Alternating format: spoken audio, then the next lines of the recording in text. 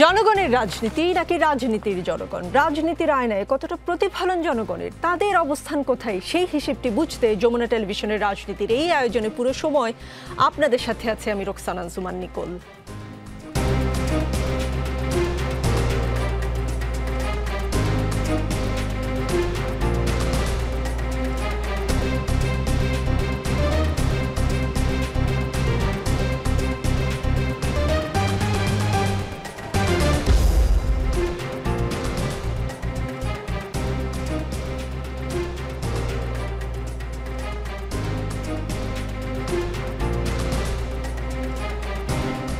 দর্শক, আজকের রাজনীতিতে আমাদের সঙ্গে আছেন আমার বাংলাদেশ পার্টি এবি পার্টির সাধারণ সম্পাদক ব্যারিস্টার আসাদুজ্জামান ফুয়াদ, সঙ্গে আছেন জাতীয় নাগরিক পার্টির যুগ্ম সদস্য সচিব আলাউদ্দিন মোহাম্মদ, জাতীয়তাবাদী গণতান্ত্রিক আন্দোলন এনডিএম এর চেয়ারম্যান ববি হাজ্জাজ আছেন এবং আমাদের সঙ্গে বিএনপির জাতীয় নির্বাহী কমিটির সদস্য শেখ রবিউল আলম আছেন। শেখ রবিউল আলম, আপনাদের দলের ভারপ্রাপ্ত চেয়ারম্যান তারেক রহমানকে দেখলাম লন্ডনে বাসে যাতায়াত করছেন। বাংলাদেশে তিনি যখন আসবেন, তিনি কি বাংলাদেশের পাবলিক বাসে চড়বেন? আফটারঅল গরিব দেশের গরিব বাস। আবার শাহবাগে ছাত্র দলের সমাবেশের মতো বড় কোনো সমাবেশ হলে পাবলিক বাসও আসলে ঠিকঠাক মতন পাওয়া যায় না। তিনি বাংলাদেশে আসলে কি করবেন? ধন্যবাদ আপনাকে। তিনি বাংলাদেশে আসলে কিভাবে, সেটা তো বাংলাদেশে আসার পরই বোঝা যাবে। কিন্তু রাষ্ট্রীয় কোনো গুরুত্বপূর্ণ দায়িত্বে যদি উনি নির্বাচিত হন বা দায়িত্বপ্রাপ্ত হন, তখন সাধারণ বাসে চড়া তো খুব অনেক সময় হয়ে ওঠে না, রাষ্ট্রীয় প্রক্রিয়া অনুসরণ করতে হয়। আবার যদি সাধারণ জীবন যাপন করেন, যেটা এখন লন্ডনে তিনি করছেন, সেক্ষেত্রে প্রয়োজন হলে সাধারণ বাসে উঠতেও পারেন। এটা একটা মানসিকতার ব্যাপার। এবং আমি যতটুকু বুঝি এবং জানি, তুমি খুবই সাধারণ জীবনযাপন পছন্দ করেন এবং তার ভাবনার মধ্যে দেশপ্রেম আছে, তার ভাবনার মধ্যে নিয়ম মানার রীতি রয়েছে, আচরণে অত্যন্ত বিনয়ী এবং মার্জিত একটা মানবিক গুণাবলী সমৃদ্ধ পার্সোনালিটি।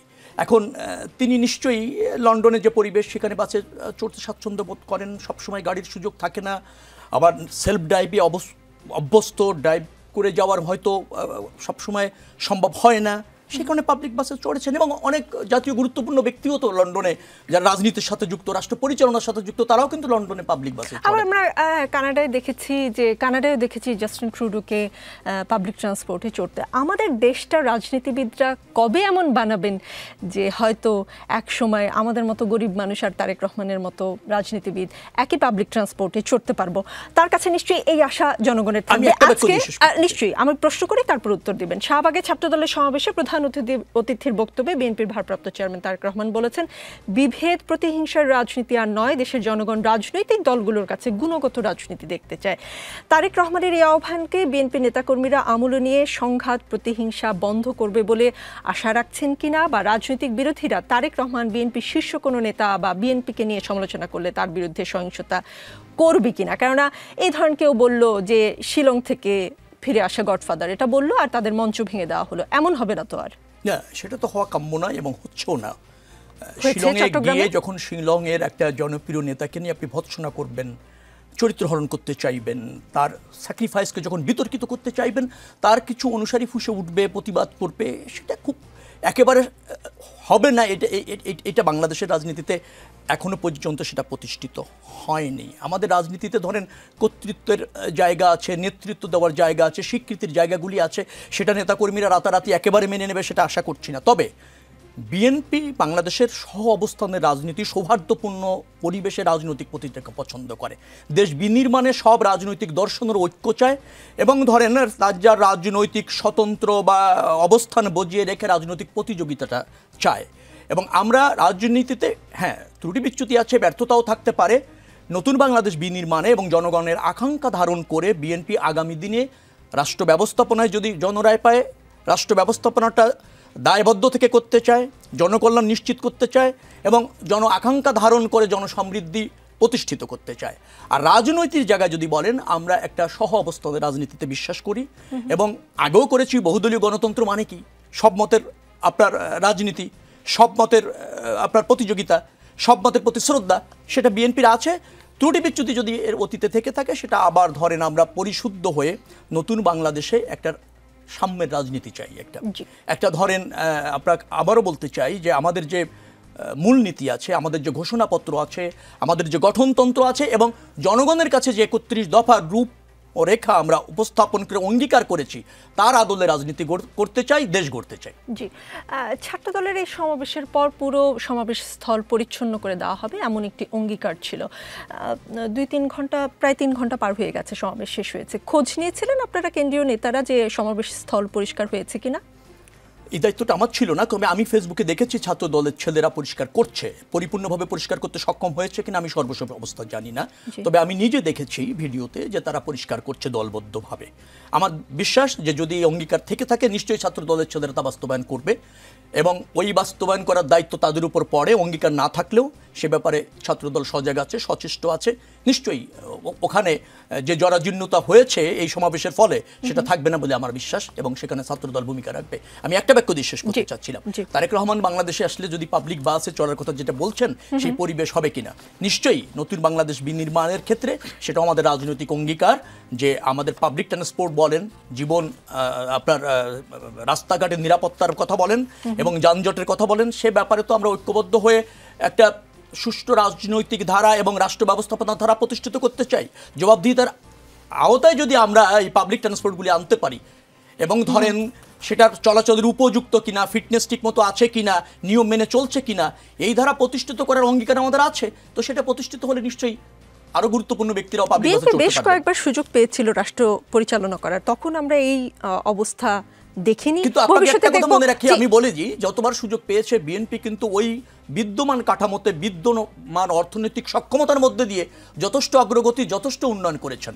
আজকে 54 বছরে যে বাংলাদেশ দেখছেন সেটা একেবারে ব্যর্থ বলার সুযোগ নেই। এই পয়েন্টে আসলে আমি আর কথা বাড়াতে চাই না, কারণ অগ্রগতি, উন্নতি, বহুত বয়ান এ জাতি শুনেছে এবং লন্ডন দেখেছেন সেই লন্ডনে একদিনে হয়নি। এক একজনের চোখে আসলে উন্নয়ন এক এক রকম।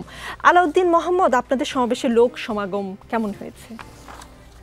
আমাদের আজকের যে সমাবেশ হয়েছে সেটা আমাদের মূলত ছিল যে গণঅভ্যুত্থানের যে ঐতিহাসিক এক দফা, সেটাকে আমরা আমাদের মতো উদযাপন করব এবং সারা দেশের যে জুলাই পদযাত্রা হলো, পদযাত্রার মাধ্যমে আমাদের যে সংগঠনের নেতাকর্মীরা আছেন তাদেরকে এক জায়গায় সমাবেত করব। তো আমরা চেষ্টা করেছি যে এখানে যেহেতু ছাত্রদলের একই দিনে সমাবেশ আছে এবং আমাদেরও সমাবেশ একই দিনে, বাট এটা এবং একই সাথে এটা একটা অফিসিয়াল ডে, আজকে 2টা পরীক্ষাও ছিল। আমরা চেষ্টা করেছি এটাকে খুব বড় না করে এটাকে একটা নেতাকর্মীদের মধ্যে সীমাবদ্ধ রাখার ব্যাপারে। আপনাদের চেষ্টাই ছিল যে খুব বড় যেন না। আমাদের এখানে আপনি জানেন যে রাজনৈতিক দলগুলো সমাবেশগুলো নির্ভর করে আসলে আপনি লজিস্টিক সাপোর্ট কতটুকু নেতাকর্মীদের দিলেন। এখন যে উপজেলা আমরা একটা বাস পাঠিয়েছি, সেখানে 4টা বাস পাঠিয়েলে 4টা বাস ভর্তি লোকজন আসতো। আমরা একটা বাস পাঠিয়েছি, 1 বাস ভর্তি লোকজন আসছে। ব্যাপারটা হলো যে এটা একটা সাংগঠনিক আপনার কাঠামোর অংশ এবং সংগঠন যদি চায় একই দিনে আপনার 4 গুণ সমাবেশও করতে পারে, আবার 1 গুণও করতে পারে। এটা নির্ভর করে আমরা কিভাবে চাচ্ছি। জি, আলাউদ্দিন মোহাম্মদ, অনেকেই আজকে নানান জায়গায় সামাজিক যোগাযোগ মাধ্যমে বলছিল যে আপনাদের সমাবেশের ফুটেজ যেন ড্রোন দিয়ে না নেওয়া হয়, তাহলে নাকি আপনারা লজ্জা পাবেন। কিন্তু আপনি পরিষ্কার করলেন যে আপনারাই চাচ্ছিলেন না জনভোগান্তি কমাতে আসলে সেই পরিমাণ লোক সমাগম হোক। আপনাদের যে 24 দফা ইশতেহার, সেটি থেকে আমি একটি পয়েন্টে কথা বলছি।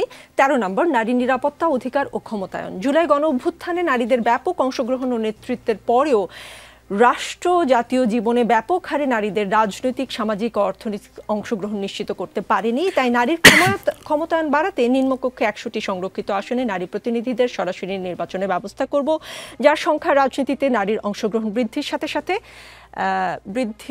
সাথে সাথে হ্রাস করা হবে। উত্তরাধিকার সম্পত্তিতে নারীদের প্রাপ্য অধিকার দ্রুত বুঝে পেতে সর্বপ্রকার আইনি সহায়তা প্রদান করা, সরকারি ও বেসরকারি প্রতিষ্ঠানে নিয়োগ, পদোন্নতি ও বেতন কাঠামোতে নারী পুরুষ বৈষম্য দূর করতে প্রয়োজনীয় নীতিমালা ও পদক্ষেপ গ্রহণ করা হবে।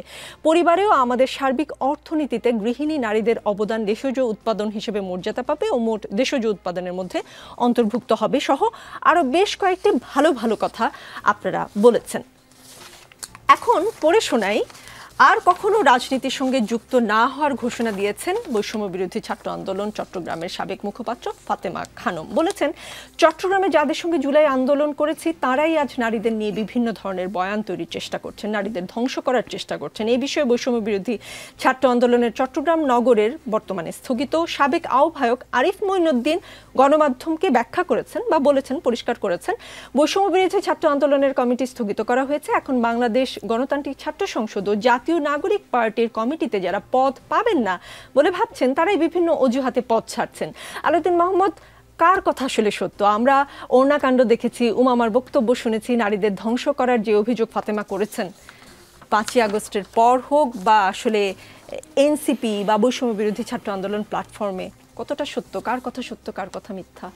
হ্যাঁ, প্রথমত আমরা যে সমাজে বসবাস করছি সেখানে নারীদের স্বাভাবিক জীবনযাপনে আমরা যদি উন্নত বিশ্বের সাথে কম্পেয়ার করি অনেক ক্ষেত্রে ঘাটতি আছে এবং আমরা দেখি যে তাদেরকে আমরা সেই পরিবেশ করে দিতে পারি না। এর মধ্যে একটা বড় আপনার বাধা হলো মনস্তাত্ত্বিক বাধা। আমরা কিন্তু সত্যিকার অর্থে নারীর যে অংশগ্রহণ অর্থনীতিতে এত ব্যাপক এবং কত বিস্তৃত হওয়ার পরও কিন্তু আমরা কখনোই নেতৃত্বের জায়গায় এবং নারী যখন তার এজেন্সি নিয়ে কর্তাসত্তা নিয়ে যখন হাজির হয় তখন তাকে আমরা সহ্য করতে পারি না। এনসিপি পারে এটা কিন্তু, হ্যাঁ, এনসিপি পারে এবং এনসিপি কমিটেড।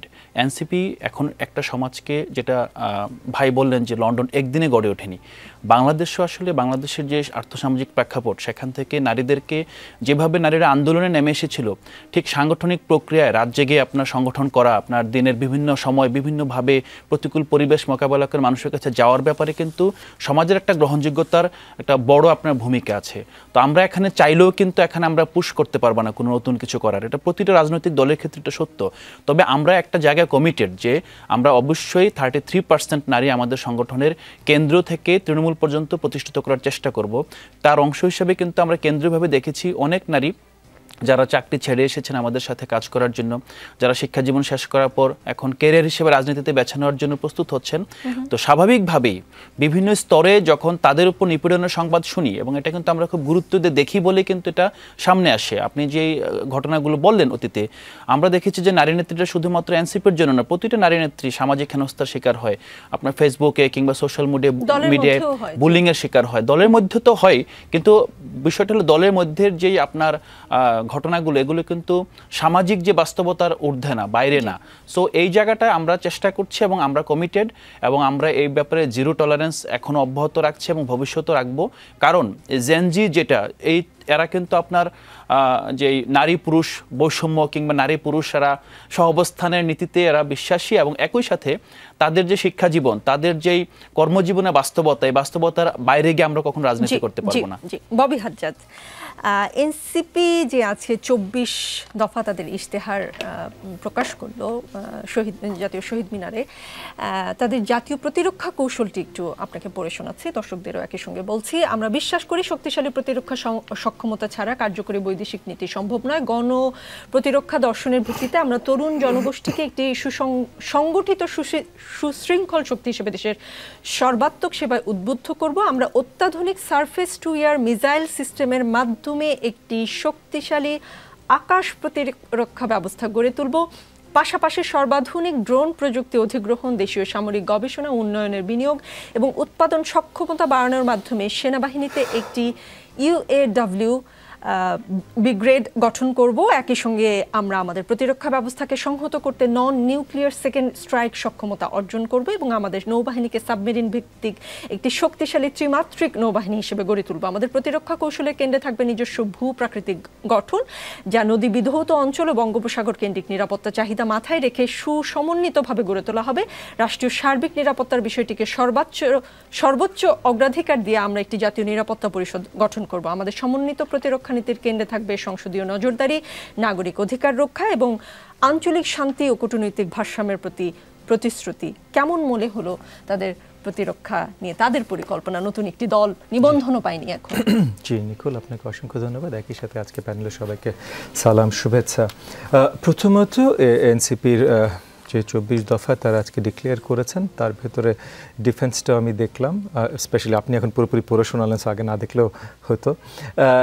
খুব সুন্দর করে তারা লিখেছেন, অনেক কিছু লিখেছেন এবং কিছু দূর রাজনৈতিকভাবে, মানে এখানে কোনো কিছুর সাথে যে আমি দ্বিমত পোষণ করব তা না, ওনারা সুন্দরভাবে লিখেছেন, অনেক ব্রড অ্যাঙ্গেলে অনেক কিছু লিখেছেন। এই ব্রড অ্যাঙ্গেলে কোনটা কতখানি সম্ভব, কিভাবে সম্ভব, এগুলো আসলে দেখেন, প্রতিরক্ষা একটা specialised field. So defence strategy এটা খুবই হাইলি স্পেশালাইজড একটা জিনিস।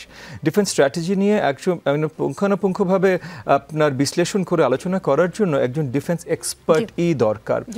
ওনারা সুন্দর করে বড় দাগে অনেক কথা বলেছেন, যেটা বড় দাগে যে কোনো কাউকে বলতে বললে বোধহয় রাজি হবেন, অনেকটা হয়তো বাস্তবিক অবাস্তবিক হতে পারে শর্ট টার্মের জন্য। লং টার্মের জন্য নিশ্চয়ই অনেক কিছুই বাস্তবিক হবে, এর সাথে অনেক কিছু অ্যাডেড হতে পারে, না হতে পারে। তবে একটা জিনিস আমি জাস্ট ছোট্ট করে অ্যাড করি, এটা সুন্দর বলেছেন, আরও বেশ কিছু ওনার 24টার হেলথ কেয়ার নিয়ে যখন কথা বলেছেন, শিক্ষা নিয়ে যখন কথা বলেছেন, কিছু জিনিস বলেছেন আমি একেবারেই একমত না, বাট অনেক কিছু ভালো ভালো কথা বলেছেন।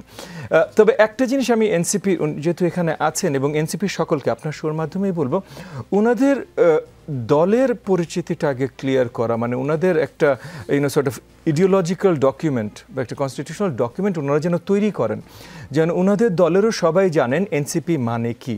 মানে যে কোনো ফুয়াদ আছেন, ফুয়াদের দলের ইডিওলজিক্যাল ডকুমেন্ট আছেন, ফুয়াদকে কেউ পছন্দ করুক না করুক জানে দল এটার জন্য স্ট্যান্ড করে। ওনার দলের, বিএনপির, আমার দলের, সব দলের আছে। এনসিপির আসলে প্রেসিডেন্ট আর জেনারেল সেক্রেটারি সেম জিনিস চিন্তা করছে কিনা, সেম ইডিওলজিতে বিশ্বাস করে কিনা, এটা ওই ডকুমেন্ট না হওয়া পর্যন্ত তারা নিজেরাই জানবেন না।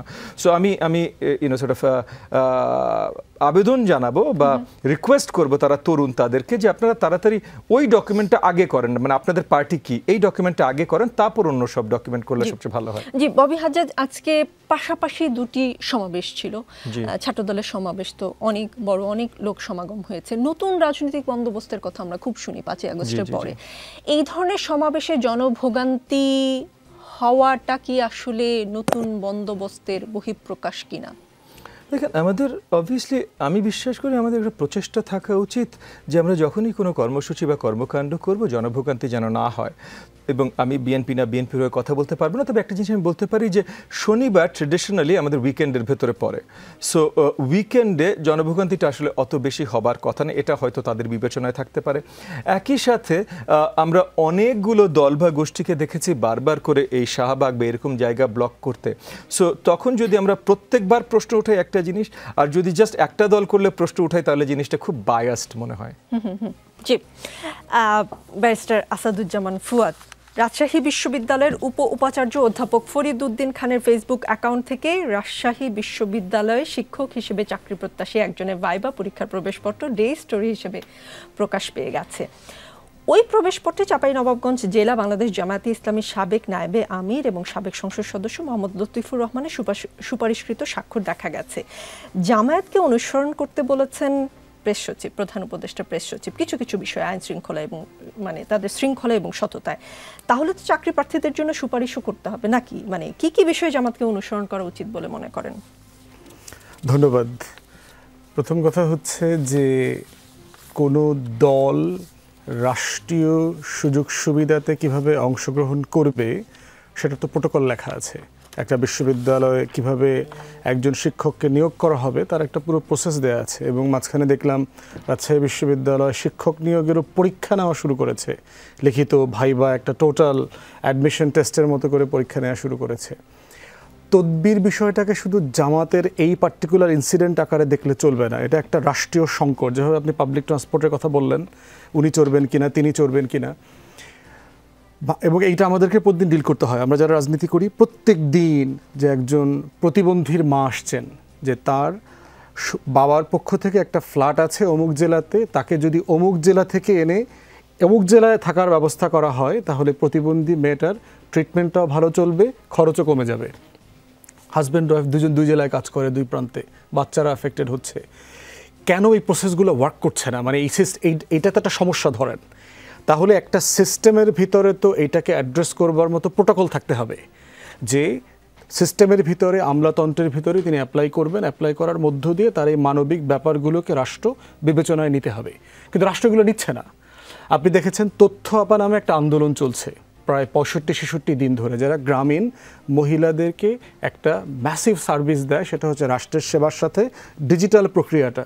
সকল ধরনের সেবা কিন্তু অনলাইনে অ্যাপ্লাই করতে হয়। তো যে মানুষটা, যে মেয়েটা কোনোদিন গ্রামে স্কুলে যায় নাই, শিক্ষিত না, সেই রকম একটা প্রকল্প রাষ্ট্র বন্ধ করে দিচ্ছে। কেন দিচ্ছে? কারণ আমলাদের এই প্রকল্প থেকে আর চুরি করবার কোনো জায়গা নাই। এটাকে বাতিল করে দিয়ে তারা একটা থার্ড ফেজ খুলতেছে, 930 কোটি টাকার লুটপাটের প্রকল্প। এবং 2000 মেয়েকে কাজ থেকে বেকার করে দিয়ে আউটসোর্সিং কোম্পানি দিয়ে নতুন 2000 মেয়ে নেবে। তাহলে প্রতিজনে 10 লাখ যদি হিসাব করেন, 15 লাখ। এবং এই অধিকাংশ আউটসোর্সিং কোম্পানির মালিক হচ্ছে সাবেক সচিব, সাবেক আমলা এবং রাজনৈতিক দলের নেতারা। তাহলে চিন্তা করে দেখেন যে রাষ্ট্র কিন্তু গৌণ হয়ে গেছে। তা আপনি যখন বিশ্ববিদ্যালয়ের ভাইস চ্যান্সেলর এক্সাম্পল দিলেন, এটা তো প্রত্যেক দিন এই রাষ্ট্রে প্রতিটা ইনস্টিটিউশনে হচ্ছে। এবং এটাই তো হচ্ছে এই রাষ্ট্রের ফেইলিওরের বাস্তবতা, যে কারণে দশকের পর দশক ধরে আন্দোলন, রক্তের বন্যায় ভেসে যাবে অন্যায়, দিয়েছি তো রক্ত, আরও দেব রক্ত, আবু সাইদ মুগ্ধ, শেষ হয়নি যুদ্ধ। মানে আপনি একটা দেশের জন্য আর কতবার যুদ্ধ করবেন? দেশ তো হয়ে গেছে, যুদ্ধ তো 71 একবার হয়েছে, এটার জন্য আবার যুদ্ধ করতে হচ্ছে কেন? তো গোড়ায় হাত দিতে হবে যে why the institutions of the country are not functioning. কোনো প্রতিষ্ঠান ফাংশন করছে না। এবং দেখেন, আমরা যারা ঐকমত্য কমিশনে লম্বা সময় গেলাম, আসলাম, আলোচনা করলাম, 2টা বিষয় সিরিয়াসলি আলোচনার জন্য আমরা কমিশনকে বারবার তাগাদা দিয়েছি। তার ভিতরে একটা হচ্ছে আইন শৃঙ্খলা বাহিনীর সংস্কার, পার্টিকুলারলি পুলিশ, এবং সেকেন্ড হচ্ছে জনপ্রশাসন। বাধ্য করতে না পেরে আমরা ব্রিফিং পর্যন্ত করেছি যে আমরা এটা আলোচনা করতে চাই, কিন্তু এজেন্ডাভুক্ত হচ্ছে না। পরে এইটার একটা অংশ, পুলিশ কমিশনের একটা অংশ আপনারা দেখেছেন, এটা কিন্তু পুলিশের হোলসেল রিফর্মের আলোচনা না, শুধু একটা কমিশন গঠন হবে, এটা একটা আলোচনা হয়েছে। জনপ্রশাসন নিয়ে আলোচনাই তুলতে পারলাম না। তাহলে রাষ্ট্র সংস্কারটা কাকে দিয়ে করাবে? দিন শেষে প্রত্যেকটা প্রজ্ঞাপনের জন্য আমলাদের কাছে যেতে হবে না? সেই আমলাদেরকে আমরা কোনোভাবে কাজের ব্যাপারে নিষ্ঠাবান করা, প্রফেশনাল করা, পেশাদার করবার ব্যাপারে চেষ্টা করে বাধ্য করতে পারছি না। সেখানে তারা 9টা 5টা ডিউটি করতে পারবে কি পারবে না, করতে হবে কিনা, সেটা নিয়ে তারা আন্দোলন করছে। তো সেই জায়গাতে আপনার ভিসি বলেন, ওইখানে অ্যাপয়েন্টমেন্ট বলেন, ডিসি অ্যাপয়েন্টমেন্ট বলেন, পুলিশের ভিতরে এসপি, ডিআইজি কে হবে, প্রত্যেক আমলা মনে করে তার সচিব হওয়া উচিত ছিল, প্রত্যেক পুলিশ কর্মকর্তা মনে করে সে আইজি হওয়ার যোগ্য। তাহলে একটা রাষ্ট্রে আসলে কয়টা আইজি পদ আপনি তৈরি করবেন? প্রত্যেক আমলা মনে করছে তার পদটা ডাম্পিং পোস্ট, তাকে আসলে ওই পদে দিলে ইনসাফ হবে।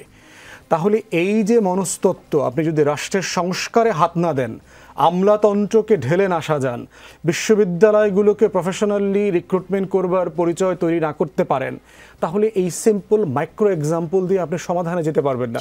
এটা একটা বের হয়েছে, বড় বড় দলগুলো করছে না, আমি নিজেই তো দেখতে পাচ্ছি, অমুক দলের তমুক স্ট্যান্ডিং কমিটির অমুক মেম্বার তমুক মেম্বার সুপারিশ করে দিয়েছে, এটা হচ্ছে, আবার ওইটা হচ্ছে না, আবার মানে একজন করে দিয়েছে, আরেকজন আবার সেই সুপারিশকে ওভাররাইড করতেছে, এই ধরনের ঘটনা ঘটতেছে। জি, সবই হচ্ছে। তবে তার বাচ্চাটি ভিডিও গেমস না খেললে হয়তো এই দুর্ঘটনাবশত এই জিনিসটা সামনে আসতো না, অকাট্য প্রমাণ হিসেবে আমরা হাজিরও করতে পারতাম না। ববি হাজ্জাজ প্রধান উপদেষ্টা প্রেস সচিব ইংরেজিতে একটি পোস্ট করেছেন, বাংলা করলে মানেটা হয় এমন, শফিকুর রহমান ভাইয়ের হৃদরোগের পর আমি তার কথা ভাবছি এবং তাকে আমার প্রার্থনায় রাখছি। গভীর অনিশ্চয়তার সময় তার শান্ত নেতৃত্ব এবং সংস্কার প্রক্রিয়া গঠনমূলকভাবে জড়িত হওয়ার ইচ্ছা স্পষ্ট হয়ে উঠেছে। তার তত্ত্বাবধানে জামায়াত অভ্যন্তরীণ শৃঙ্খলা এবং সততার জন্য একটি সুনাম বজায় রেখেছে, যা সকল দলের অনুকরণ করা উচিত। তার এই কথাটি নিয়ে আলোচনা সমালোচনা হচ্ছে। যদি জামায়াত সততা এবং শৃঙ্খলায় উদাহরণ তৈরি করতে পারে, তাহলে তাকে অনুসরণ করতে সমস্যা কোথায়? দেখেন, আমি জানি না, মানে শফিক ভাই উনি অবভিয়াসলি একজন অসুস্থ মানুষের সুস্থতা কামনা করে সুন্দর একটা পোস্ট করেছেন, এটা নিয়ে হয়তো 100টা মানে বের করার দরকার নেই। প্রবলেমটা আসলে এই পার্টিকুলার পোস্টটা নিয়ে না, প্রবলেমটা হলো শফিক ভাই এই ধরনের অনেক পোস্ট অনেকদিন ধরে দিয়ে আসছেন। উনি কাউকে প্রধানমন্ত্রী দেখতে চান এরকম পোস্ট দিয়েছেন, কোনো একটা দল কোথাও গেলে সেখানে সবার যাওয়া উচিত এই ধরনের পোস্ট দিয়েছেন। সো তখন উনার সম্বন্ধে মানুষের একটা ধারণা হয় যে উনি পক্ষপাতিত্ব করছেন। তো পক্ষপাতিত্ব উনি নিজে ব্যক্তিগতভাবে করলেও উনি একটা যে অফিস অধিকারী, যে অফিসার, সেটা আসলে সরকারের মূল অফিস। কারণ আমরা দেখেছি অনেক সময় খোদ প্রধান উপদেষ্টা একটা কথা বলার পর 24 ঘন্টার ভেতরে সেই কথাটা অন্যভাবে অন্য আঙ্গিকে বলে দিয়েছেন এবং সাজিয়ে দিয়েছেন শফিক সাহেব। তার মানে শফিক সাহেবের কথাটাই আসলে প্রধান উপদেষ্টার অফিসের কথা। তো সেটা যদি হয় এবং সে অলরেডি পক্ষপাতিত্ব করে থাকে তাহলে অনেকেই অনেক ধরনের মানে খুঁজতে চেষ্টা করবে এবং হয়তো আসলে হিডেন অনেক মানে আছে, কারণ উনি বলেছেন তো ভাই এর আগে। সেই কারণে ওই জিনিসগুলো যদি না থাকতো তাহলে আমি শুধুমাত্র ধরে নিতাম যে এখানে আলাদাভাবে আলোচনা করার কিছু নেই। সজ্জন একজন রাজনৈতিক ব্যক্তিত্ব অসুস্থ, আরেকজন সজ্জন ব্যক্তিত্ব ওনার অসুস্থতার জন্য ওনার সুস্থতা কামনা করে ওনার সম্বন্ধে দুটো এক্সট্রা ভালো কথা বলেছে, যে আপনি ভালো, আপনাকে সবাই ফলো করলে সবাই ভালো হতো। হয়তো এগুলো আরেকটু বিবেচনা করে বলা উচিত, বাট আমাদের দেশে দেখেছি আমরা হঠাৎ করে কেউ মাস্টার মাইন্ড হয়ে যায়, অনেক কিছু কথা বলার সময় আমরা খুব বেশি বিবেচনা না করে কথাগুলো বলি। এইটা হয়তো আরেকটু সাবধানতা বজায় রাখা ভালো। জি, রাজনীতিতে বিরতি বলে কিছু নেই, একটু পরে ফিরছি। দেখছেন রাজনীতি, আমাদের সঙ্গে আছেন ব্যারিস্টার আসাদুজ্জামান ফুয়াদ। মৎস্য প্রাণী সম্পদ উপদেষ্টা ফরিদা আক্তার গতকাল এক অনুষ্ঠানে বলেছেন, শেখ হাসিনার বিচার ছাড়া কোনো নির্বাচন হবে এটা আমি মনে করি হতে পারে না। তাকে যদি বিচার করতে না পারি তাহলে এই দেশে নির্বাচন হওয়া বা অন্য কোনো সরকার আসা তাদের হাতে বিচারের ভার ছেড়ে দেওয়া এই অন্তর্বর্তীকালীন সরকার তা করতে পারে না। ব্যারিস্টার ফুয়াদ, ওই অনুষ্ঠানে আপনিও ছিলেন। ফরিদা আক্তার সরকারের অংশ, তাহলে কি নির্বাচন বহুদূর নাকি বিচার খুব সন্নিকটে? না, আমার মনে হয় যে আপা ওই অর্থে বোঝান নাই যে নির্বাচন পিছায়া যাবে, বরং এক্সপেকটেশন হচ্ছে যে একটা দৃশ্যমান বিচার দেখবার আকাঙ্ক্ষা কিন্তু বিএনপি নেতৃবৃন্দ বারবার বলছে যে বিচার প্রক্রিয়াটা কি স্লো হয়ে যাচ্ছে কিনা, আরও স্পিড আপ করার সুযোগ আছে কিনা। এবং চিফ প্রসিকিউটর কিন্তু বারবার এই কথাটা বলছে যে ইনসাফের স্বার্থে যতটুকু গতি যেভাবে মেনটেন করা উচিত সেটা মেনটেন করা উচিত। এবং আজকে দেখলেন সম্ভবত ট্রায়াল শুরু হয়েছে, লাইভ ট্রায়াল চলছে, এবং আশা করা হচ্ছে যেই গতিতে এভিডেন্স প্রসিড করবে হয়তো ডিসেম্বর নাগাদ একটা বিচার দৃশ্যমান হবে আর কি তারা ধারণা করছে। আমার মনে হয় যে এইটার ভিতরে অ্যাটলিস্ট হাসিনার বিচারটা কোনো না কোনো ফর্মে দেখবার একটা প্রত্যাশা নির্বাচনের আগে বিশাল জনগোষ্ঠীর মধ্যে আছে, বিশেষ করে গণ অভ্যুত্থানের পক্ষে যারা। তো সেই জায়গাটাই হচ্ছে যে মানে ফরিদা আপা এক্সপেক্ট করছেন এবং প্রত্যাশা করছেন। লার্জলি মোটা দাগে নির্বাচনের ব্যাপারে প্রধান উপদেষ্টার বক্তব্য হচ্ছে ফাইনাল। এর আগে এই কথাটা বারবার বলা হয়েছে যে বিভিন্ন উপদেষ্টাকে নিষেধ যেমন করা হয়েছে এসব ব্যাপারে কথা না বলা, আর দ্বিতীয়ত হচ্ছে কোন বক্তব্যটা ফাইনাল। যেমন ধরেন গত সপ্তাহে কয়েকটা রাজনৈতিক দলের নেতারা যখন বের হয়ে আসলেন, একজন পার্টিকুলারলি বললেন যে আগামী 5 তারিখে নির্বাচনের 3 তারিখ ঘোষণা করে দিবে। এখন ববি ভাই ওই মিটিংয়ে ছিলেন। এখন আমরা যতটুকু জানলাম প্রফেসর ইউনূস একদম ব্ল্যান্টলি এরকম কোনো কথা বলেন নাই, কারণ এই কথাটা বললে তো আরও গুরুত্বপূর্ণ রাজনৈতিক দল যাদের সাথে বসেছেন, বড় 4টা দলের সাথে বসলেন, তারা তো এই কথা বলেন নাই যে আমি 5 তারিখে অথবা 8 তারিখে এটা ঘোষণা করে দেব। তো এই যে বলে যে বিব্রতকর অবস্থায় ফেললেন সবাইকে, ববি ভাই তো মিটিংয়ে ছিলেন, উনি তো বের হয়ে কথাটা বলেন নাই, আরও যারা ছিলেন কেউ বলেন নাই। তো সেই জায়গাতে আমার মনে হয় নির্বাচনকে পিছায় দেওয়ার কোনো বাস্তবতা আমি দেখতে পাচ্ছি না। এটাই একমাত্র সেফ এক্সিট এই সরকারের। But at the same time বিচারকে দৃশ্যমান করা, ইনসাফের যে আন্তর্জাতিক মান আছে সেটাকে মেনে চলা, এবং এর ভিতর থেকে প্রসেসকে যতটুকু ফেয়ার রাখা যায়। পাবলিক ট্রান্সপোর্ট নিয়ে আপনি শুরুতে একটু বলছিলেন তারেক রহমান বাসে চড়ে কি চড়ে না।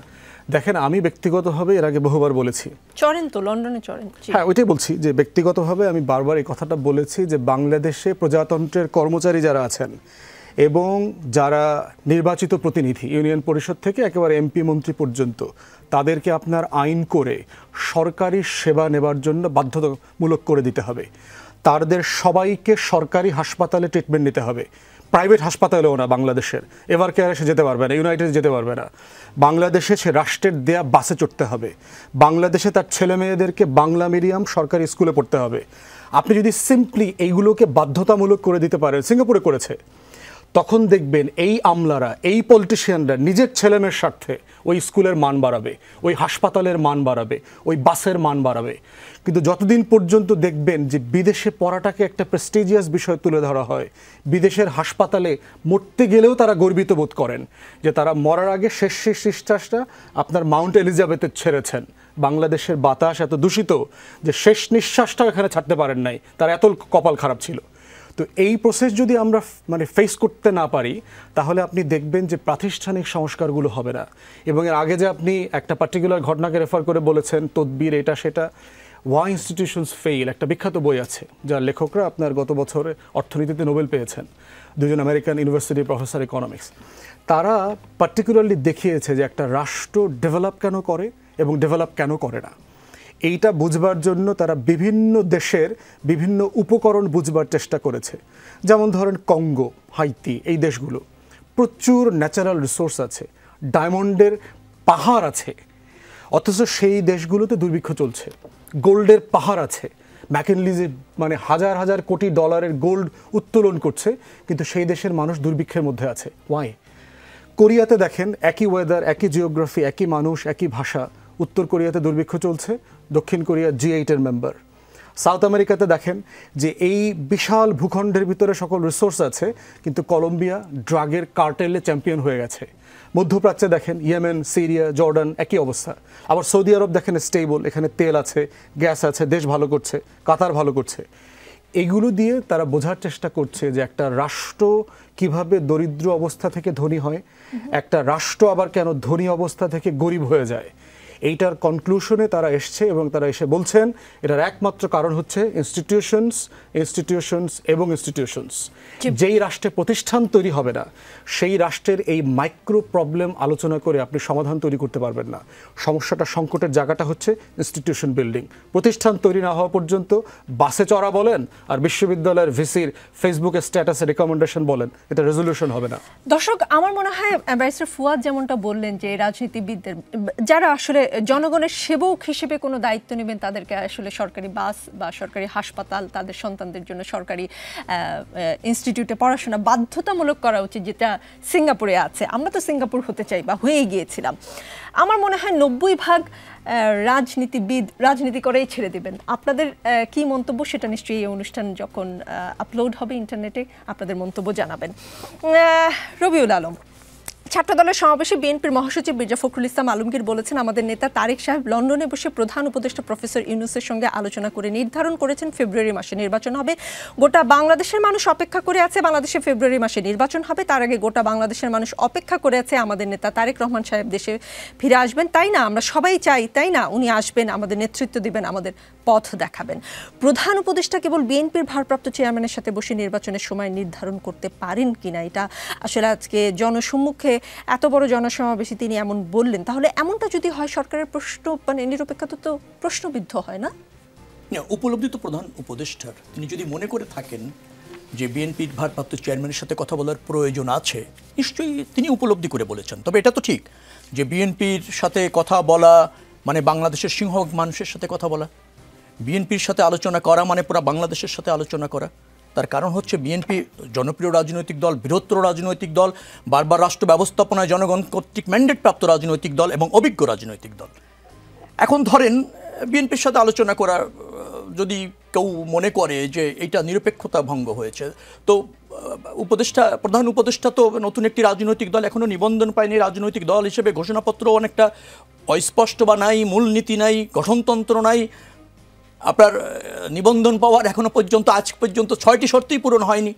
তারাও তো নীতি নির্ধারণ পর্যায় থেকে অনেক সিদ্ধান্ত নিচ্ছেন। জামাতের আমির সাহেব যখন যে কথা বলেন তখন আর সমালোচনা হয় না, কিন্তু বিএনপির ভারপ্রাপ্ত চেয়ারম্যানের সাথে অবশ্যই আলোচনা করলেই সমালোচনা হয়ে যায়। সেভাবে দেখার কোনো সুযোগ নেই। নিশ্চয়ই প্রধান উপদেষ্টা জানেন কোন ইস্যুতে কার সাথে কথা বলে জাতিকে ঐক্যবদ্ধ রাখতে হবে এবং নিরপেক্ষ থেকে একটা নির্বাচনের আয়োজন করতে হবে, সেটা তিনি জেনে বুঝে দায়িত্ব নিয়েই করেছেন। তবে আমরা মনে করি যে নির্বাচনে আমাদের যে দাবি ছিল ডিসেম্বরের মধ্যে করতে হবে, প্রধান উপদেষ্টার অঙ্গীকার ছিল প্রথমে জুনে, তারপরে তিনি বলেছিলেন এপ্রিলে, তারপর থেকে আলোচনার মাধ্যমে তিনি মনে করেছেন যে ফেব্রুয়ারি উপযুক্ত সময়। এবং আমাদের আগেও কিন্তু জামাতের আমির বলেছিলেন যে ফেব্রুয়ারিতে নির্বাচন হলে ঈদের রোজার আগে সেটাই উপযুক্ত সময়। অর্থাৎ সব কিছু বিবেচনা করা হয়েছে। অর্থাৎ এটাকে যদি কেউ মনে করে যে নিরপেক্ষতা ক্ষুণ্ণ হয়েছে, তাদেরকে আমরা বলতে চাই তারা যেন প্রধান উপদেষ্টার সাথে 8-10টা মিটিং করে এসে সেই নিরপেক্ষতার জায়গার ঘাটতিটা পূরণ করুক, তাদের যদি কোনো বক্তব্য থেকে থাকে। নির্বাচন আপনার জনগণের ক্ষমতায়ন, একটা নির্বাচিত সরকার হচ্ছে একমাত্র বৈধ এবং ধরেন বাঞ্ছিত সরকার একটা দেশের জন্য, সেটার জন্য জাতি অধীর আগ্রহে বসে আছে। আমরা জনগণের ক্ষমতায়নে বিশ্বাস করি এবং জনগণের অবাধ ভোটের মাধ্যমে দেশে রাষ্ট্রে একটি নির্বাচিত সরকার প্রতিষ্ঠাতা করাই হচ্ছে এই মুহূর্তে অন্তর্বর্তীকালীন সরকারের প্রধান কাজ। এবং রাজনৈতিক দল হিসেবে আমাদের সহযোগিতা করা দরকার, দাবি জানানো দরকার, ভোটের উপর আস্থা রাখা দরকার এবং নির্বাচিত যদি জনগণ করে তাহলে জনগণের শাসন প্রতিষ্ঠিত করার রাষ্ট্র ব্যবস্থাপনায় আমাদের অংশ থাকা দরকার বলে আমরা মনে করি, সেই অঙ্গীকার থেকে বলেছি। জি, ববি হাজ্জাদ, বর্তমান অন্তর্বর্তী সরকারের উপর ক্ষমতাচ্যুত শেখ হাসিনা সরকারের ছায়া দেখছেন সাবেক অধ্যাপক আনু মোহাম্মদ। তিনি বলেছেন অন্তর্বর্তী সরকার যেভাবে পরিচালিত হচ্ছে তাতে আমরা অন্তর্বর্তী সরকারের উপরে শেখ হাসিনা সরকারের ছায়া দেখতে পাচ্ছি। সেই একই রকম স্বৈরতন্ত্র, একই রকম জনগণের উপর বিভিন্ন ধরনের নিপীড়ন, একই রকম বৈষম্যমূলক ব্যবস্থা টিকিয়ে রাখা হচ্ছে। তাহলে কি ইউনূস সরকার ছায়া হাসিনা সরকার?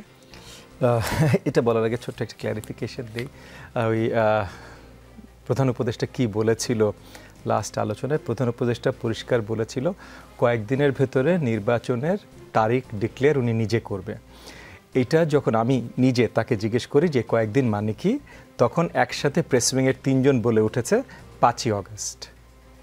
আমি আবার পরিষ্কার বিশ্লেষণ দিলাম। তার মানে তিনি স্পষ্ট করেই বলেছেন, এবং এটা মানে ডিউরিং দ্য মিটিং এর পরে না, এবং তখন প্রধান উপদেষ্টা সুন্দর করে একটা সুন্দর হাসি দিয়েছেন, যেটা উনি ইউজুয়ালি দিয়ে থাকেন।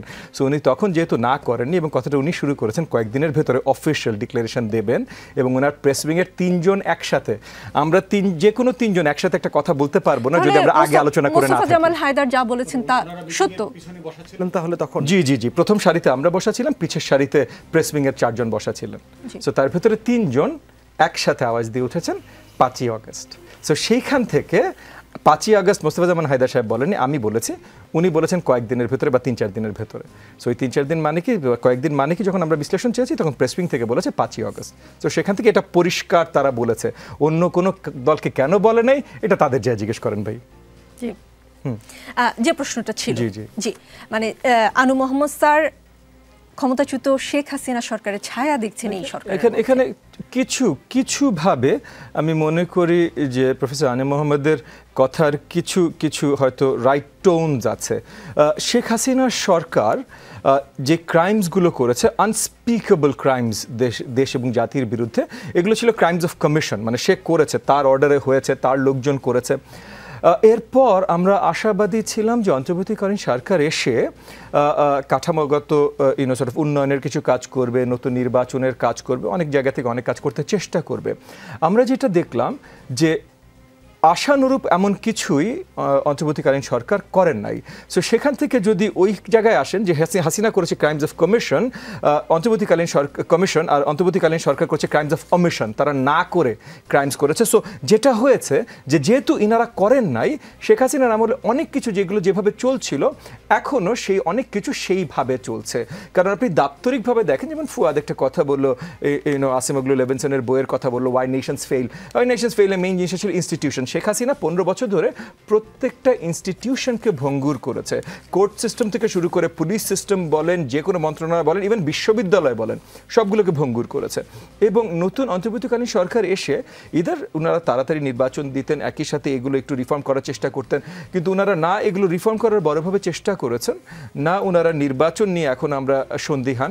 সো সেই জায়গা থেকে আমরা বলবো তাদের ক্রাইমস অফ অমিশনের কারণে এখনও কিছু দূর অনেক ওই প্রবলেমগুলো চলে আসছে। আলাউদ্দিন মোহাম্মদ, অন্তর্বর্তী সরকারকে নানাভাবে বাধা দেয় রাষ্ট্রের যে কাঙ্ক্ষিত আমূল পরিবর্তন সেটি সম্ভব হয়নি বলে মন্তব্য করেছেন স্থানীয় সরকার, পল্লী উন্নয়ন ও সমবায় মন্ত্রণালয়ের উপদেষ্টা আসিফ মোহাম্মদ সজীব ভুঁইয়া বাংলাদেশ শিল্পকলা একাডেমির চিত্রশালা মিলনায়তনে একটা সেমিনারে উপদেষ্টা এই মন্তব্য করেন। সরকার একটি দেশের সবচেয়ে ক্ষমতাশালী প্রতিষ্ঠান, এই প্রতিষ্ঠানকে কে বা কারা বাধা দিয়ে কাঙ্ক্ষিত আমূল পরিবর্তন করতে দেয়নি বলে মনে করা হচ্ছে? গণ অভ্যুত্থানের আকাঙ্ক্ষা বাস্তবায়নে এই সরকারের প্রতি জনসমর্থন বলেন, সব দলের রাজনৈতিক সমর্থন বলেন, সবই ছিল। সরকারের একজন অংশীদার যখন বলেন যে সেই আকাঙ্ক্ষা বাস্তবায়ন করা যায়নি কোনো একটা বাধার কারণে, মানে সেটা আসলে কেন সেই বাধা মোকাবেলার পথে না হেঁটে আপোষ করলো সরকার? এরকম প্রশ্ন তো উঠতেই পারে। এই প্রশ্ন যখন উঠেছে এখন প্রায় 1 বছর পরে, আমরা কিন্তু একই সাথে এইটাও বলতে পারি যে 5 আগস্টের পরে আমরা বিগত আওয়ামী লীগ সরকার যেভাবে চিন্তা করেছিল যে বাংলাদেশের জনগণ ক্ষোভে ফেটে পড়ে তাদের বাড়িঘর দখল করে নেবে, হত্যাকাণ্ড ঘটাবে বিভিন্নভাবে, কিন্তু আমরা একটা সুন্দর রিকনসিলিয়েশন দেখেছি। আমরা 3 দিন ছাত্র জনতার নেতৃত্বে দেশ পরিচালিত হয়েছে, কোনো সরকার ছিল না। তারপর আমরা দেখেছি যে এখানে রাজনীতিবিদদের দ্বারা গণঅভ্যুত্থানের যেই আপনার হিস্সা, যেই আপনার গণঅভ্যুত্থানের পর যে পলিটিক্যাল সেটেলমেন্ট, সেটা আপনার পরিবর্তন অথবা কক্ষিগত করার চেষ্টা। তারপর আমরা দেখি যে যারা গণঅভ্যুত্থানের নেতৃত্ব দিয়েছে তাদের সাথে সমন্বয় করে এমন একটি নেতৃত্ব যেটা এখন বাংলাদেশকে পরিচালনা করছে। স্বাভাবিকভাবে এখানে অনেকগুলো ক্ষমতার ব্লক আছে যারা সবাই নিজেকে মনে করে যে তারা এই গণঅভ্যুত্থানের হিস্সাদার এবং তারা এই গণঅভ্যুত্থান তাদের কারণে হয়েছে, তাদের ছাড়া হতো না। তো তারা কিন্তু রাষ্ট্রকে বিভিন্নভাবে বিভিন্ন সময়ে রাষ্ট্রকে আপনার বিভিন্ন ধরনের কর্মকাণ্ড, রাষ্ট্র যখন যেটা বললেন যে ক্রাইমস অফ অমিশনের দিকে ধাবিত করেছে, ঠেলে দিয়েছে। কিভাবে ঠেলে দিয়েছে আপনি দেখেছেন যে আপনার যেটা বলে মিলিটারির সাথে আপনার সরকারের যে সম্পর্কের মধ্যে একটা সময় এসে দেখা যায় অনেকগুলো জায়গায় আমরা অনাস্থা তৈরি হয়েছে বলে জনমনে একটা সংকট তৈরি হয়েছে, জনমনে একটা চিন্তা তৈরি হয়েছে। একই সাথে আবার যেই সমন্বয়কগণ গণঅভ্যুত্থানের নেতৃত্ব দিয়েছেন তাদেরকে আপনার সেনা সদর দপ্তরে ডেকে নিয়ে তাদেরকে কি প্রস্তাব দেওয়া হয়েছে, আবার সেটা কাজ করেছে কি করে নাই, অনেকগুলো ঘটনা কিন্তু অন্তরালে ঘটেছে। আর সবচেয়ে বড় যে বিষয়টা সেটা হলো যে আমলাতন্ত্র এবং জনপ্রশাসনে কিন্তু বড় কোনো পরিবর্তন কেউ করতে পারেনি, না পারার কারণে বারবার। এবং যেহেতু এখন চলমান যে রাজনীতি ছিল, রাজনৈতিক দলগুলো যখন সরকার পরিচালনা করে তাদের একটা বড় পাওয়ার বেস থাকে জনগণের মধ্যে, সাংগঠনিক সক্ষমতাটা তখন সরকারকে সহযোগিতা করে সরকারকে স্ট্রং হওয়ার ক্ষেত্রে। এই সরকারের তো সত্যিকার অর্থে কোনো রাজনৈতিক দল পরিচালিত সরকার না হওয়ার কারণে তাদের কোনো সাংগঠনিক ভিত্তি নেই যেটা আসলে সরকারকে সংহত এবং শক্তিশালী করতে পারে। যদি এই ব্যর্থতাটা মনে হয় যে সরকারের ব্যর্থতা, আসলে সরকারের ব্যর্থতা না, ব্যর্থতাটা আমাদের সামগ্রিক ব্যর্থতা, আমাদের রাজনৈতিক দলগুলোর ব্যর্থতা, যারা সরকারের শ্যাডো রাজনৈতিক দল হয়ে উঠতে পারে নাই এই সরকারকে সহযোগিতা করার ক্ষেত্রে, সরকারকে বাধ্য করতে পারে না। সরকার কঠোরভাবে আইনশৃঙ্খলা নিয়ন্ত্রণ থেকে শুরু করে যে সংস্কারগুলো আমরা জনগণ প্রত্যাশা করেছে সেই সংস্কারগুলো বাস্তবায়নের ক্ষেত্রে সরকারকে তারা কোনোভাবে কার্যকর সহযোগিতা করতে পারে নাই। ব্যারিস্টার আসাদুজ্জামান ফুয়াদ, আপনাদের দলের চেয়ারম্যান মুজিবুর রহমান বলেছেন জুলাই সনদ বাস্তবায়নে কেউ যদি বাধা সৃষ্টি করে তবে তা জনমত তৈরি করে রাজনৈতিকভাবে মোকাবেলা করা হবে। রাজনৈতিক বিশ্লেষক ডাক্তার জাহিদুর রহমান বলেছেন নোট অফ ডিসেন্ট দেওয়া সংস্কার প্রস্তাবগুলো অন্তর্ভুক্ত করে জুলাই সনদ চূড়ান্ত করা উচিত নয়, বরং যেসব বিষয়ে সব রাজনৈতিক দলের ঐক্যমত্য রয়েছে কেবল সেগুলো নিয়েই জুলাই সনদ চূড়ান্ত হওয়া উচিত। যে বা যারা জুলাই সনদের বেশ কিছু বিষয়ে নোট অফ ডিসেন্ট দিয়েছেন তারা যদি ক্ষমতায় আসে তাহলে কি জুলাই সনদের পূর্ণাঙ্গ বাস্তবায়ন করা যাবে কি না? মানে কারো কারো নোট অফ ডিসেন্ট রেখেই জুলাই সনদ দিলে তা কতটা কার্যকরী হবে আসলে শেষ পর্যন্ত? দেখেন, ডিসেন্টের পজিশনটা রাখা হয়েছে কেন? কারণ ওই তর্কের ভিতরে তো আমি ছিলাম। আর্টিকেল 70 একটা বড় জায়গা ছিল যে দলের এমপিরা দলের পজিশনের বাইরে গিয়ে ভোট দিতে পারবে কিনা, দিলে পরে ফ্লোর ক্রসিংয়ের প্রভিশনে পড়বে কিনা, তার সংসদ সদস্য চলে যাবে কিনা। বিএনপি প্রস্তাব দিয়েছে 4টা জায়গা বাদে যে কোনো সদস্য দলের বিরুদ্ধে ভোট দিতে পারবে। তার ভিতরে একটা হচ্ছে আপনার নো কনফিডেন্স ভোট, দলের বিরুদ্ধে ভোট দিতে পারবে না। দ্বিতীয়ত হচ্ছে আপনার আর্টিকেল 70 বাজেটে দলের বিরুদ্ধে ভোট দিতে পারবে না। আর থার্ড তারা বলেছে হচ্ছে জাতীয় ইমার্জেন্সি যদি তৈরি হয় তাহলে সেই জায়গাতে ন্যাশনাল সিকিউরিটি প্রফেশনে তারা দলের বিরুদ্ধে ভোট দিতে পারবে না, আর সংবিধান সংশোধনীতে দলের বিরুদ্ধে ভোট দিতে পারবে না। দুইটার ব্যাপারে সবাই একমত, সকল রাজনৈতিক দল কমিশনে একমত হয়েছে যে কোনো সংসদ সদস্য বাজেটে তার দলের পজিশনের বিরুদ্ধে ভোট দিতে পারবে না, আর নো কনফিডেন্স ভোটে দলের বিরুদ্ধে ভোট দিতে পারবে না। এখন এই জায়গাতে গিয়ে সবাই স্টাক হয়ে গেছে যে তাহলে আর্টিকেল 70 প্রভিশনটা কি হবে? যেহেতু আমরা সবাই একমত হতে পারছি না, তাহলে কি এটা স্ক্র্যাপ করে দেবো, এটা আলোচনায় থাকবে না? তখন পার্টিকুলারলি আমি তখন প্রস্তাব করেছিলাম যে এই ডিসেন্ট প্রভিশনটা রেখে আর্টিকেল 70 যতটুকু আমরা একমত হচ্ছি অতটুকুতেই দেশের বেনিফিট আছে, অলরেডি আছে। আমরা যারা বলছি ওই দুইটা বাদে করতে পারলে আরও ভালো হইতো, এখন একটা পাচ্ছি না। মানে কনসেনসাস তো এমন একটা ব্যাপার, আপনি যদি 100% অ্যাচিভ করতে না পারেন আপনি 70% টার্গেট করেন, 60% টার্গেট করেন, মানে জিরোতে ফিরে যাওয়ার থেকে 60% যদি আমরা অ্যাচিভ করতে পারি that is also an achievement. তো সেই জায়গাতে সারা দুনিয়াতে কনসেনসাসে আপনার এই জায়গাগুলো থাকে। যেমন দেখবেন সন্তুল আরমাদের সাথে যখন চুক্তি হয়, যদি এটাকে আমি আনকনস্টিটিউশনাল মনে করি, দ্যাটস কিপিং অ্যাপার্ট, সেটা হচ্ছে দেখবেন যে অনেক প্রভিশন এবং প্রিভিলেজ সন্তুল আরমাকে দেওয়া হয়েছে যেটা সে ডিজার্ভ করে না। তাকে একটা মন্ত্রীর স্ট্যাটাস দেওয়া, প্রোটোকল দেওয়া, একটা সন্ত্রাসী গোষ্ঠীর নেতাকে আপনি এটা দিতে পারেন কিনা, সভারেন্টির প্রশ্ন জড়িত আসছে।